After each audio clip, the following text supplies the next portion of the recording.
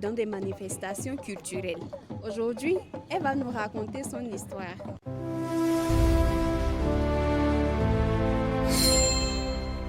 Je suis originaire de Banikwara, je vis à Parakou. Et on sait que la famille Korogoné, c'est une famille de griots. Oui. Dites-nous, qu'est-ce que ça fait d'être une femme dans une famille de griots? Bon, mais la femme griotte, comme les autres enfants au départ, nous recevons la même éducation qui revient à reconnaître ses patrons, les Wassangari, à les louer et tout, jusqu'à un certain niveau où il reste à toucher au tambourin.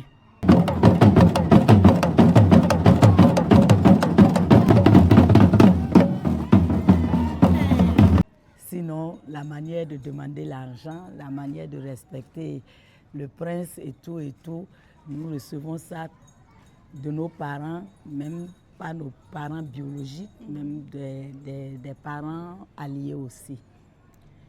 Maintenant, en tant que praticienne de l'art griotique, qu'est-ce que la femme vient faire là?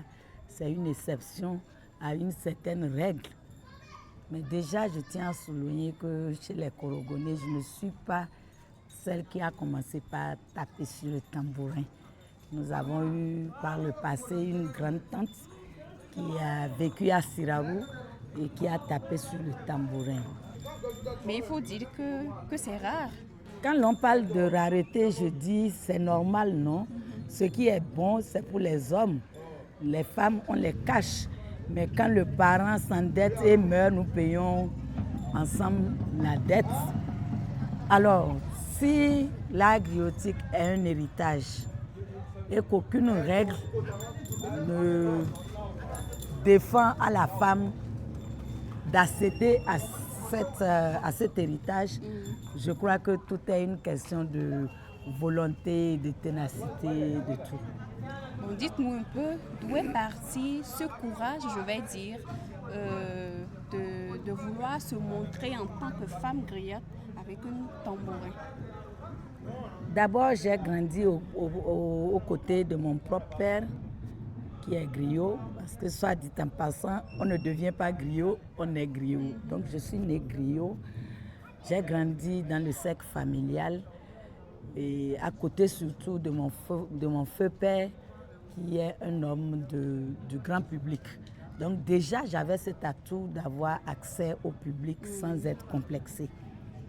Par la suite, j'ai été récupérée par notre frère aîné, paix à son âme, Feu Korogoné Yerima. J'ai grandi avec lui et en lui, il y avait toutes les manifestations de l'art griotique.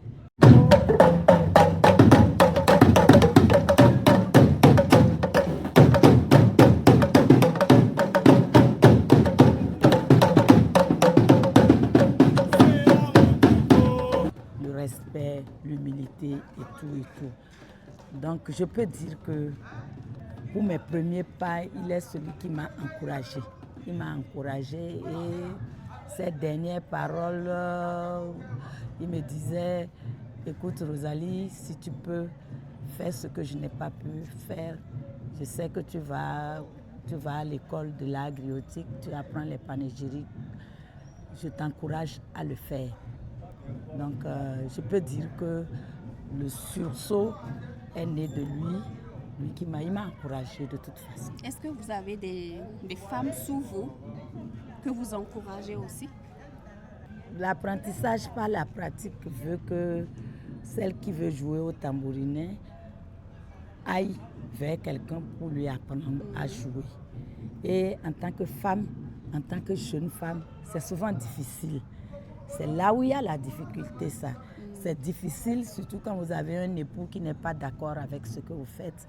Convenez avec moi que vous ne ferez pas long feu. Sinon, des gens m'approchent et ce que je peux faire, je le fais. Actuellement, c'est en art oratoire, surtout que j'arrive à aider mes sœurs. Parce que moi-même, mon patron, depuis 2017, pratiquement, qu'il a commencé par travailler avec moi, ne m'avait pas encore libérée. C'est le 25 août qu'il a posé la main sur moi et dit « Asia, va et exerce sans peine ».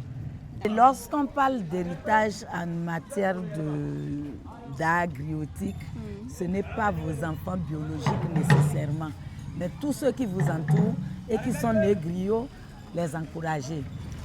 Il n'y a pas ce que les hommes peuvent exercer en termes de manipulation de tambourin, que la femme, si elle apprend, puisse le faire.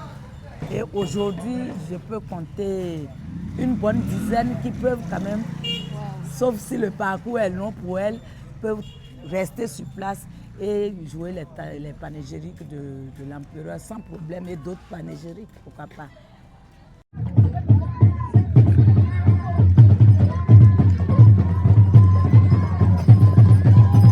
Vous avez participé plusieurs fois à la Ghanée. Oui. La première fois que vous avez participé en tant que griotte, comment est-ce que les gens ont perçu ça? La première fois, c'était sous Sirokora. J'avais mon tambourin. Je ne savais ni battre, je ne savais ni dire les panégyriques. Mais la volonté de faire le parcours rituel était là. Je les ai suivis à pied à l'aller comme au retour. Et avant de retourner sur Parakou, j'ai pris la résolution, d'apprendre à taper les panégyriques de l'empereur. Deuxièmement, je dis, si Dieu me prête vie, je serai au rendez-vous l'année qui va suivre. Ce que j'ai fait. Et quand vous prenez les panégyriques de l'empereur, il y a un lead. Mais il se trouve qu'à un moment donné, je trouvais que les hommes étaient nonchalants. J'ai demandé à mon coach si je pouvais prendre le lead. Il dit, mais tu peux, hein. C'est comme ça que j'ai pris le lead et nous avons fait tout le parcours sans embûche. Et depuis ce temps, sauf que l'âge avançant, je crains ne pas pouvoir le faire cette année, mais avec un peu d'effort quand même. Je crois que je vais faire les passes de sacrifice et je reviens.